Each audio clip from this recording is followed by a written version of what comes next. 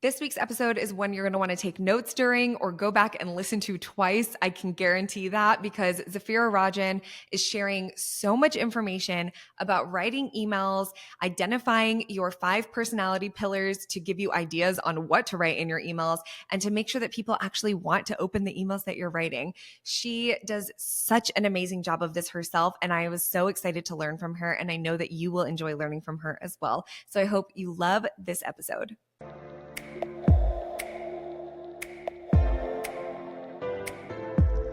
Hey friends, welcome back to the show. This week we are being joined by the lovely Zafira Rajan. She is a sensory storyteller and she's a copywriter, a brand strategist. She's an incredible speaker as well. I have had the chance to meet her in real life at my conference and we connected, and I just feel like we were fast friends. So I'm so excited, Zafira, to have you on the show and to have you teach us about emails that people actually want to open and they actually want to read. And I feel like I have heard so many people talking about email copy and strategy and all the things, and it's become so overwhelming. But I one thing I love about the way that you write and the way that you communicate is you break things down in a way that's so approachable. And so I'm excited to learn from you and to have our audience learn from you. And I'd just love to hear like a little bit about your story and how this came to be something that was important to you and that you enjoy teaching about. Oh, thank you so much, Laylee. And I'm so excited to be here. I'm also just like, oh, are we fast friends now? That's made my day. Well, yeah, I love copywriting. I've been a writer as long as I can remember. Honestly, I was always the little girl with my nose stuck in a book while everyone else was playing outside or making up stories and writing about them as a kid. But how my journey started is in marketing originally, and I lasted about 2 years before I realized I wanted to be an entrepreneur. And I just loved helping people share their stories, and doing it with a lot of red tape wasn't a lot of fun. So I started out on my own and started working with a wide variety of businesses and entrepreneurs. And over time, that's really evolved into helping creatives, coaches, course creators, specifically people who just love to infuse personality into their copy, because that's my specialty. So I have always really helped people realize that there's a fun writing voice within all of us. There's a personable writing voice within all of us. We are all good writers at our core if we just know how to do it. And I would say like my gift has been able to tease that out of people and really help them fall in love with it in the process. So I've now been doing this for about a decade, actually. When I think about it, am I getting old? Possibly. Uh, but now I really want to encourage people to lean into using the power of their voice, especially in this age of AI and with our markets all being oversaturated. The one thing people cannot take away from you is your personality. And there's no better place to showcase it than in your emails where people are hearing from you consistently. So the more people I can get on board with that, the better. Oh my gosh. Well, I think that is so needed because as somebody who definitely struggles to utilize my own story and my like personal stories within my copy and infusing that, I will say that has been a struggle for me throughout my career. I've had my ups and downs. So I'm personally so excited to learn from you, especially when it comes to emails, because I mean, this is just like, I still send the email, don't get me wrong, but I have to constantly fight that little voice in my head that's like, you're going to bother them. Like, just stop sending them emails. Nobody cares about this. I have all those exact same voices that I will coach my coaching clients and students to be like, that's not true. People care about you. But then when I go to send it, I'm like, nobody's even going to want to open this. So let's get into it. Like, how do we write emails that people actually want to open? Yes. Okay, let's get straight to it. Well, I think when you're writing your emails, people really need to start recognizing that you have a certain take or opinion or things that they can turn to you for. And so staying grounded in your content means you don't have to like box yourself in, but it's important to stand for something that means a lot to you. So when I even think about like any favorite influencers or people that I follow, like there's something unique about them that springs to mind. Like if we're even talking about you, Laylee, like when I think about you and your brand, I don't necessarily think straight away about conferences or speaking, but I think about your cat. I think about Lucy. I think about pickleball. I think about like how much you love being an auntie, your like work bestie retreats that you're doing. Like those are really positive, uplifting things that connect to your brand, and they have everything to do with who you are as a person and how you also show up in your business. But those are parts of your life that are just happening around you all the time anyways. And my audience might find me talking about, like we were just talking before this, like I live on the Sunshine Coast on the west coast of Canada. I live by the beach, new books I'm reading. And the objective is that beyond everything we're selling and our offers and our services, what are the other dimensions of your personality that can be really solidified, things that people would say are so you? Those are the things that create instant brand recognition and staying power and really bring in more of your ideal audience, because you're offering multiple points of connection for them. So I know that all sounds great, and we're all like, okay, cool. Like we all have those parts of ourselves. So now what? Okay, what do I do with it? Well, I have an approach that I call personality pillars, and I love leaning on it because it gives you a really easy way to create some buckets of content that you can always turn to. And they are your core values, your stamp of weird, your intentional impact, your unapologetic opinion, and your Z factor. So there are 5 pillars, and we can break them down step by step. Are you ready to get into them? I am so ready. Like you had me at what was the second one? Your stamp of weird. You had me at your stamp of weird. Let's go. Okay, great. Okay, so let's just start from the ground up with personality pillar number 1. At the base of who you are, we've all got personal and business values. It could be things like, do you give back to a charity? Are you committed to inclusivity? That's like one of yours, I know for sure. Do you believe in not working on the weekend? Whether it's personal or business related, we all have values and things that we stand for over time. And your audience really wants to know about them. And just like, you mentioned the word, like, I don't want to bother them with this. Like, no, like we want to bother people with these things, and it's not a bother. Once people realize that this is what separates you from the pack, it's going to draw them further in. So examples of an email that could like resonate with my values, for instance, might be like, hey, these are women of color in my community that I support and I believe other people should learn from. Like put them on your radar. Or maybe even talking about something that I tried that either worked really well or that I really failed at in my business, just because one of my values is transparency. And, I believe everything is an experiment. So there's so many ways we can talk about our values in our email that don't sound like a businessy about page, but your values are showing up in your day-to-day life. And when something really bothers you that you stand for, that's a cue to write about it, or at least try to. Okay, then let's get into personality pillar number 2, which you want to hear about, your stamp of weird.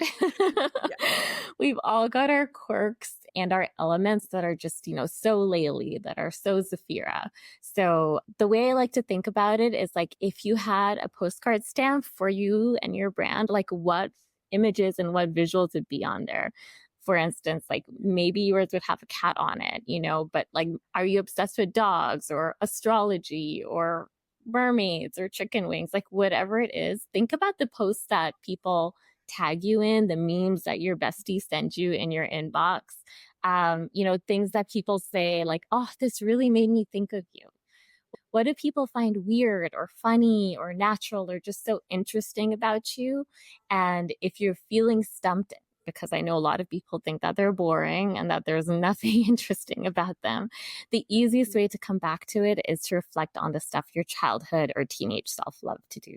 Like I just talked about, like I'm a copywriter now, but I used to like write this theories about Maria the Mermaid when I was a child. And like, I just used to do that for fun, or I just used to read for fun. There was a certain innocence to the way we did things as a child that was just because we wanted to do them. And as we've grown up, they've become tasks or they've become things we have to intentionally set aside time for. But those are the things that really bring us back to ourselves. So that's a good way for you to be like, okay, what are those like fun, weird, quirky things? It could even be like, I like my peanut butter sandwich this specific way, or I like this particular snack. And in terms of how this can show up in your emails, let's say if you're watching a show on Netflix that you really love, you can talk about it and maybe a lesson that you learned from it. We've seen people do that really well. Maybe you're applying it to your business or creating a fun analogy from your audience to learn from. If you're obsessed with like the ocean like I am, it could be an opportunity to talk about how taking walks by the beach is something I just like can't live without. And it's just a fun email to invite my audience to share what they usually do to stay grounded and keep going. So the point of really leaning into your weird is to help you realize that you don't have to think too hard for ideas when it comes to your emails. You're doing these things every single day. We just have to bring our audience into the fold a little bit.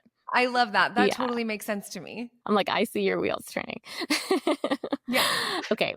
Number 3 is our intentional impact. So we've all, there's something that binds our in business or something that really drives why we started to do this in the first place. And this might be something that is really hard for you to identify after you've been in business for a long time. But there are a few ways you can turn, your impact into even a soft email that still reflects your personality effortlessly and still sells what you offer. Maybe you got an email from a client recently that shared how grateful they were for your work together or the progress that they're making because of you. Even just taking a screenshot of it, like maintaining their privacy and embedding it in an email, talking about like where your client was before they approached you, what's happened after or since, and like the personalized approach you're taking that's producing results. That's an email right there and linking to that offer. It's so easy for people in your audience who are photographers or creatives and your clients are like, oh my God, like I can't get over these pics, or like you totally nailed this shoot. Like that on its own is an email waiting to happen. And we all love visual proof. So there's nothing like a good screenshot to keep you going. And that's an impact that you're having on someone's life. But it's hard to think about it that way when you've been doing it for years and years, or it's just part of your business. So remember to take a minute and step back and realize that like you really are touching people's lives and you are impacting them on a personal level. And, stuff like that is a really good opportunity to share it with the world. And when you're really stumped, just remember that we all love a good origin story. Get back to your roots and remember what motivated you to do what you did in the first place. Just take us back there to that moment with vivid details. Did you walk out of a corporate job? Did you quit something? Did you slowly transition? Did you have like an aha moment where you're like, I knew this is what I'm supposed to do? No matter how long your audience has been around, they've all come into your business journey at different stages. And they might not even know why you've been in the game this long or why you started. But that's such a really good way to reflect that intention back to them authentically. And that's the kind of email you can reuse and repurpose time and time again. Then personality pillar number 4 is where we get a little bit polarizing, and that's your unapologetic opinion. And I think you're going to be pretty familiar with this one. Maybe a little bit. Maybe just a little bit. Just a little bit. Just a little bit. Yeah. Well, at one point or another, you're bound to have said something to someone that they disagreed with or sent an email that got a ton of unsubscribes. And that's really good because we need more content that zigs when everybody zags. And so ask yourself, what point of view do I have that I'm scared to share? And who have I shared it with safely that received it warmly? Who didn't and why? And then factor it into the lens of your business, because we don't just say polarizing stuff just for the sake of being polarizing. It's important for your audience to know this. Why? Is it connected to how you show up in your work? Should you save it for the bestie group chat or your family WhatsApp group? So Laylee, for instance, I know you're a really great example of this when it comes to advocating for diversity in speaker lineups. And I know that you really like to be transparent about what's not okay in the industry and you'll break it down. That might polarize others who are just like happy to just coast along with the status quo. And they're just like, oh, do we really have to get into all of this? Yeah. But it could also draw in an even more aligned and engaged community, people like me. And that's a big reason why I chose to come to your conference this year. Is why I listened to your podcast. And That's such a defining quality about you that really, really draws me in. And what if you were to write more emails about this and really talk about it and dive into it in more depth? So we all have our various mediums that we are comfortable articulating these things in, and emails can be a really powerful way to make sure that that message is really getting heard. You never know what you're going to say that's going to stay with someone forever, but typically it's these polarizing opinions that are going to define how people see you and really want to lean into your brand. I feel like it actually like sparks wanting to send more emails for the sake of connecting with people versus always having a like feeling like you have to have a quote unquote reason to send an email, like as something to sell or something to share that's very concrete and, you know, to the point. But being able to connect, it sounds like is really important too.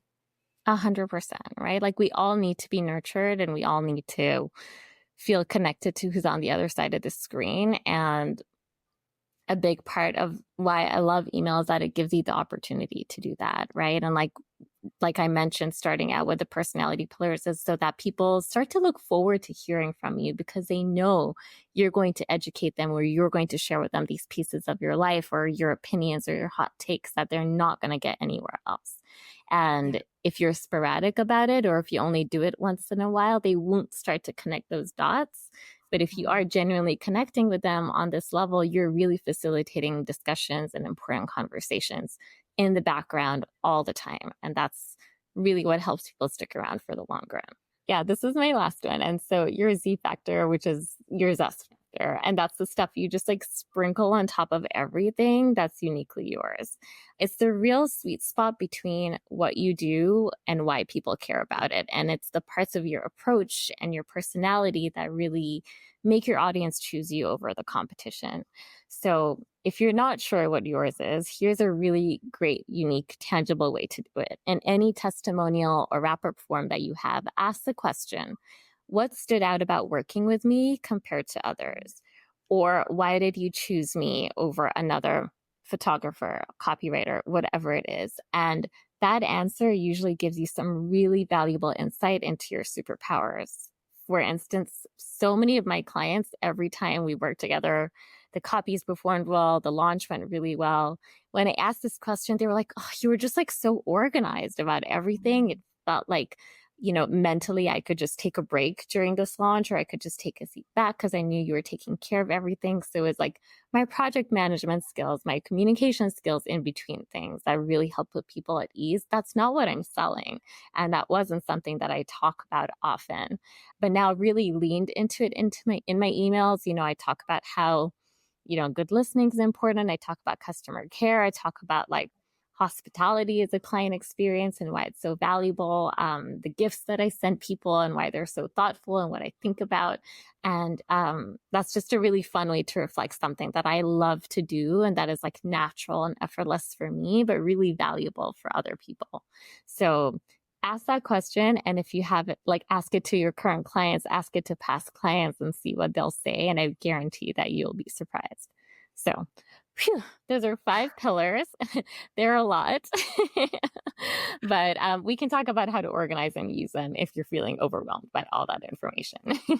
Yeah, honestly, like it was a lot. I would really recommend people go back and listen to it like twice, 3 times, and just like write down all the notes. But of course, in our show notes, we have transcriptions and everything. People can go and kind of organize their thoughts a little bit. And I would love to talk about how to actually utilize them. But one thing I really wanted to ask as you were speaking about this was, I feel like one of the most common like issues that my clients come up with or my students have when it comes to having these kinds of emails, when it comes to email marketing, is like you said, you have to be consistent with it, right? And I feel like people are afraid to be consistent and to not quote unquote have anything to say.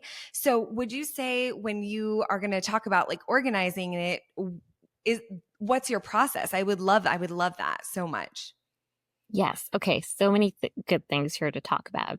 Okay. For the super organized people and who are like, I need a system around this. Like I organize my pillars in an Asana project where like each pillar has a board and under Okay. under each pillar, I'm like, these are my things, right? Like these are my stamps of weird. Like I love the ocean. I love my 2 dogs. I like, love dumplings and digestive cookies. Like those are like parts of me that like I should really remember to talk about frequently, or these are my Yeah. values and these are the things I care about. Because it's a lot of information to hold, even though it's just about yourself. But Yeah. also, you'll probably collect nuggets along the way, or once you start using this process, you'll be like, oh, I can add something to it. And if you're a really visual person, even having like a row of sticky notes in your office where you've got your like components under each pillar can be really, really helpful. Mm. And it just helps you stay grounded in your voice and your purpose. And a lot of the reasons why we're afraid to show up, or we think that like, oh, like I have nothing to say, is because we're not grounded in it. We're not practicing. We're not remembering what it is that is, our audience wants to hear, what we want to say. And there can be such a disconnect, especially when you're writing from a place of pressure. So when you Mm. start learning to write from a place of ease and fun, which is what, these pillars really give you an opportunity to do, then you can get over that hump a little faster, if that makes sense.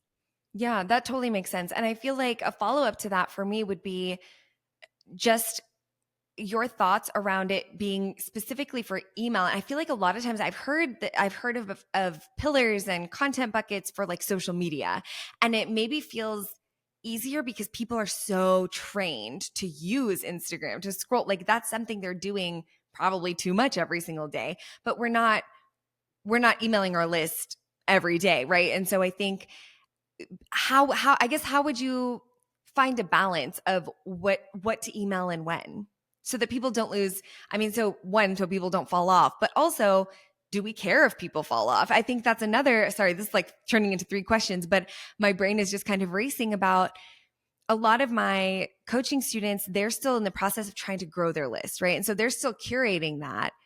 So how much do they need to be worried about people dropping off and alienating them, or versus the balance of what's personal versus professional? Okay, so many things to dig into here. First of Yeah. all, I'm going to question, what you first said, which is just like, well, we're on social every day and everyone's scrolling. I would Yeah. also argue is not one of the first things you do in the morning, check your email. Yes, you're right. You're absolutely right. Yeah. Right? And that's a place we intentionally go to consume Mhm. content, whereas social can have a myriad of reasons. We can be using it to numb out, we can be using it to entertain, we can be using it more as like a reflex. Whereas I actually feel like when we are checking our inbox, that's an intentional thing we're doing. Mhm. And mentally, our brain is primed to absorb long form content a little bit easier compared to if it was on social. Now, that Mhm. being said, like everyone has a different process when it comes to creating content. For me, I feel like the easiest way that I do it is I write an email first and then I repurpose that for social media. And so Okay. I start with an email and then, peter it out over social. And the reason for that is that it's so much easier for me to extract content that way versus reverse engineering it. I know it can be probably different if you're a visual person and maybe you're like, oh, I want to like showcase the shoot I just did. Like, of course, I'm going to post on social first, right? So it might just have to take some like retraining of your content muscles to see which application feels easier for you. For me, I feel like when it comes to like the long game in your business, emails are the way to go. And that's because you own your subscriber base, you own that data, you have more access to insights on the actual impact of that content, what converted, what didn't. It allows you to test things in a more intentional way. And your audience has genuinely opted in to receive your content. You're probably not signed up to 5,000 email lists, but you're probably following 5,000 people, and that's a lot to keep on top of. So, in terms of like the pool of how you get seen and recognized and absorbed, when it comes to email, chances are your audience is going to be a lot more engaged. And when it comes to consistency, I think that there's a lot of debate around that. My personal take, because I have to be honest, I'm not the most consistent person out there, but my goal is to always be memorable. And Yeah. I always lean on things like my personality pillars to feel like, to help my audience know that this is the kind of content you can come to expect from me. When you open my email, it's going to be good. And Mhm. that's feedback I've gotten consistently. Like, oh, yours are the only emails I like still open in my inbox, even though they're not there all the time, because they know it's going to be valuable. And it doesn't have to be valuable in the sense of like, I'm giving away like my best, intel for free. It's valuable insofar as I'm telling a good story, I'm making someone feel something, I'm helping them like take a moment to see a reframe or a different perspective. So, yeah, I would just question those norms a little bit and really think about your business in the long run and the bigger picture and where your energy is spent when it comes to creating content. Gosh, I love the fact that you listed out what a value add could be in this perspective, because I do think that so often, like I said, people overthink that and they think, well, is this valuable? I'm not giving, 5 ways to X, Y, and Z, but being able to create value in other ways, I think is equally as important. So I love that you shared that. What I also really actually admire that you shared that you're not the most consistent, but that the consistent part is that your people know what to expect. And I feel like I could probably get better about that as well, because I mean, they know that usually when I email them, it's like I get excited about something and then on a whim, I'm not the best at like scheduling things out to where I'll say, okay, this was such a good podcast episode, I've got to email my list. And so it's like I almost feel like I'm emailing a friend one-on-one, because that's how I envision people. But I could be better about probably sharing more insights as they come, or like writing them out and scheduling them. They don't have to be sent that second. So what are some processes that you use, I guess, to enable you to take the reins a little bit on what it is that you're creating, crafting, and sending out? So, I do map out things like my launches, for instance, like, Right. every quarter or every 6 months. So I know when I'm in like a pre-launch runway or not. And, if that's the case, I'm probably showing up a little bit more with value for about like 5 to 6 weeks before I launch something. Again, it's like I am like a one woman business and I still struggle to do all the things right the Yeah. way that they should be, but I do my best. But in between, like I'm not apologetic about taking space to rest or like recalibrate. And I will only write to people when I feel like I have something valuable to share. But that being said, I also keep what I call like a sensory journal, which is just like a note on my phone of like moments that I want to turn into stories, or I can connect the dots between like this happened and this is valuable insight for my audience. So even though I might not write about it right away, when I'm ready to send an email, I have something and I'm not like starting from scratch, if that makes sense. Yeah. Um, but yeah, like I'm probably one of the more unconventional marketers in that it's a I little bit love it. more organic. Yeah. And I would say you're probably the same, even just hearing you talk about, how you send emails. I love a Laylee email full of exclamation marks. Like I know you're so excited about something. I know. And like I can feel the energy in that. And I Yeah. really think people feel that like through the screen, Yeah. and so I think people also can tell when you're writing an email for the sake of it. Like you're like, I have to just send something out because it's my Monday newsletter. I Yeah. never want to feel that way with writing because it's what I do, it's what I love, and I never want it to feel like a task or a chore. And so it shouldn't be. So yeah, I'm gonna stand on my soapbox around like, be memorable. Yeah. You don't have to be consistent, you just have to be memorable. And I think that will help you stand out in the sea of all the emails out there that people want to read. Oh my gosh, so freeing. Like I just feel like a weight was lifted. Also, not me like deleting half my exclamation points and they still take up like so much space. But it just No, is what it is. Like keep them. They're part of your stamp of weird. it's so weird. I'm like so extra, but it's okay. At least people know what they're gonna get when they see me in real life too. And that's something too, is I feel like people, maybe, do you find that people over professionalize in their heads like what an email should be? Like do the people that you work with struggle to make the differentiation that like it's okay to be yourself in email too? 100%, especially if someone is transitioning into online business from a really professional degree, like being a professor or a teacher or, in healthcare. And I really have to like hold them down and be like, let's just peel these layers off, these layers of programming and like grant Yeah. writing and, all the stiffness around the way you're supposed to write. And, just how you're saying, you're like, oh, when I write my emails, I feel like I'm writing to a bestie. Like that takes a while for people to get to that level if they're not used to it. I Yeah. also find though, for my audience in particular, their main challenge is like, okay, how do I make the segue from this like personality part of me or the story to something that's relevant to my audience. And that's where I find people struggling. They're just like, Yeah. I don't know how to like cross that bridge, but it can be really simple. It can be as simple as just using transitional sentences, like if I'm telling a story, it can be like, oh, and this is, what made me think of you, or like, and you might be wondering where you come in, Yeah. and so it doesn't take a lot, but you have to like be able to master that balance and still remember that your reader is in the room, even if Mhm. you're writing about you or a story about yourself. Inherently, you want to reflect something back to them. You want them to relate to you on some level. So just remember that as you're writing, in this way. Yeah, yeah, that makes total sense. One more question that I thought of while you were saying that was, what would you say to somebody who you were working with who maybe had a hard time deciding how much of themselves to share versus how much to make it about the person who's reading it? Because I love that you brought that up.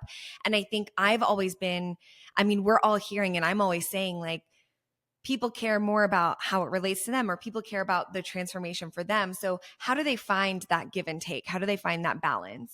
I know it's going to sound really annoying, but it's really practice. Okay. No, I It's love that. practice, Yeah. and I think like the best email marketers have just been practicing and doing it over and over and over again until they really understand that, like, oh, okay, I've nailed it. Like if you are a facts and figures person, like in my mind, it's kind of like a 60-40 approach. Like 60% is like your leading story, and then 40% is where you flip it back to the audience and you really bring in what's relevant for them, what they can take away from it, your offer, your service, if that's helpful for people. But the only way you're going to get good at it is if you just continue trying. And like, I think, the reason people get so scared about email is because it really does feel like you're sending something out into the void and you're like, okay, like I'm done. And you're like, close your laptop and run away. But but it can be really helpful, I think, for you to practice in a safe space or sharing with like a group of business besties or peers, and like really hold each other accountable to sharing with them first.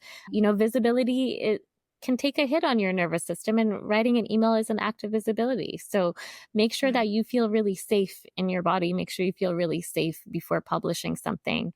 Otherwise, it's going to continue to feel scary and vulnerable. And, people can also sense that energy too. And over time, you will not need those critics, or you'll not need that like pool of cheerleaders to be like, okay, go do it, But I often Yeah. tell people I had a team of first readers for many years while I was writing my emails, which was my husband, my best friend, my dad, my mom, and my brother. So I'm like, before I send anything, I'm like, does this sound weird? Like, should I do it? And they're like, oh, no, it's great, So we all need that with everything that we do.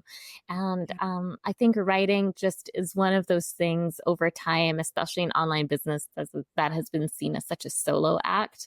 But Mhm. it is not something that comes naturally to everyone, but it can over time. So the more you practice, the better. Gather your business besties, start practicing writing emails with them. You don't have to send every single one, Mhm. but get into the rhythm of it. Otherwise, it's always going to feel weird and it's always going to feel uncomfortable. So it's just like any new habit that we're developing. Mhm. Yeah. I really enjoyed the way that you, not only did you say that it does take the practice, and I feel like that's anything in our business, it's going to take time to accumulate a skill set and to actually expand your knowledge and your practice to make progress in that arena. But I also love that, although it might take a little bit of time and effort, I love that you brought up that you repurpose the emails into your social. So really, I mean, it might take a little bit more time and it might take some buildup, but eventually you're streamlining things and saving time in the long run. So for those listeners who are like, give me a quick fix, this might not be a quick fix, but it will make things quicker later on. Exactly. Yeah. I'm all about playing the long game in business, Yeah. and Yeah. emails, like the time and energy it takes to produce one email, like you might as well squeeze as much of that out as you can. Like an email can then be Yeah. your blog post, it can be your social, it can be on LinkedIn. Like, Mhm. it's so easy for it to happen that way. But get the hard part done fast first, and then the rest of it is going to be so much easier. I love that. We went over so much stuff that people are going to have to definitely listen to this a couple times, which I love. That's like my favorite kind of episode.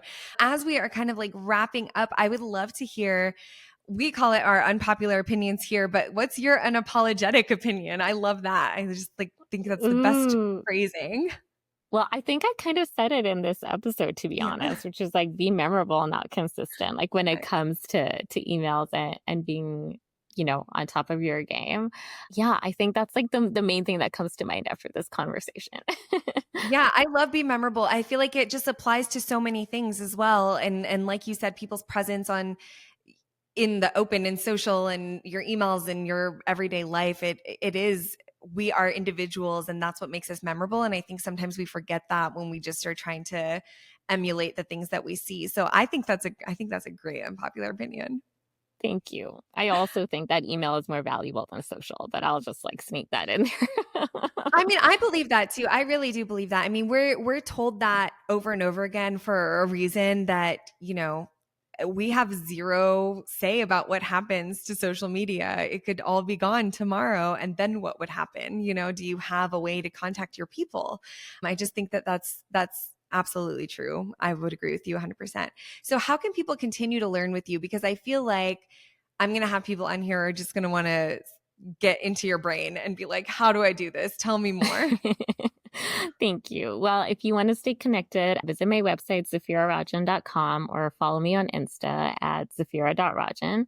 And if you want to learn with me, I have a couple of programs and I have a membership where you can practice writing on a regular basis called the Tide Pool. So you can see all of that info on my website. And please feel free to slide into my DMs, share your unapologetic opinions with me and your personality pillars with me. And I would love to continue the conversation with all your folks. Oh, I love that. And I will say, I will vouch that she does a great job hitting you back up in DMs. We share a lot of fun, a lot of fun DMs back and forth. We do. Thank you so much for being on and for sharing your expertise. You're just such a wealth of knowledge. Thank you. Thank you so much for having me, Laylee.